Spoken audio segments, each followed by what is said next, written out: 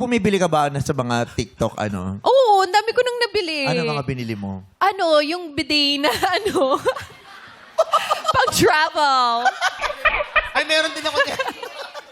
Kasi di ba pag nag-abroad, yung ibang mga bansa, walang bidet. Ay, yung mga pwede mong dalhin sa ano. Pero dapat pag bibili ka ng bidet, mamili ka. Bakit? Bakit? May bidet kasi na parang may droga, yung nakakagising sa umaga. Ha? Yung antok na antok ka, pero pag ginamit na, Oo!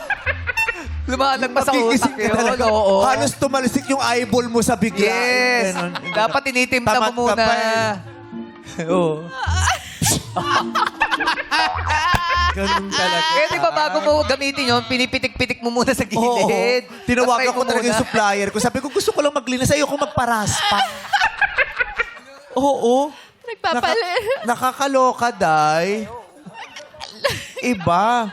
Pag ganun ko talaga ng bidet ko, lumabas sa ilong ko yung... Ano yun? Sumama Paki-adjust mo lang yung leveling. yung ano mo, binili mo yung portable bidet. Yung portable Portable, bidet. Na Ilalagay ang mo sa cute niya, ano? ang ganda niya ha. Na ano talaga ako, napa-add to cart Galing, ako. ah. Ay, ang nakaka-proud ka. May bidet ka na ngayon sa kotse.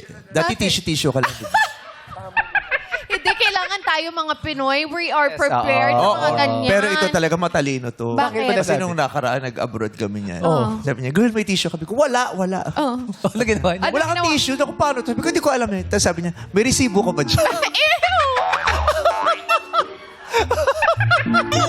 Pinagtsagaan niyo. Aray! Pinagtsagaan.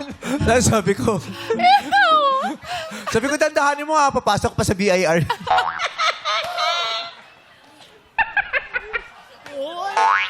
Ang ganda mong tao, gumamit ka ng resibo. Grabe! Tapos sabi niya, kulang pa. Wait lang, may ticket ako rito sa bus. Manipis yun. Manipis yun.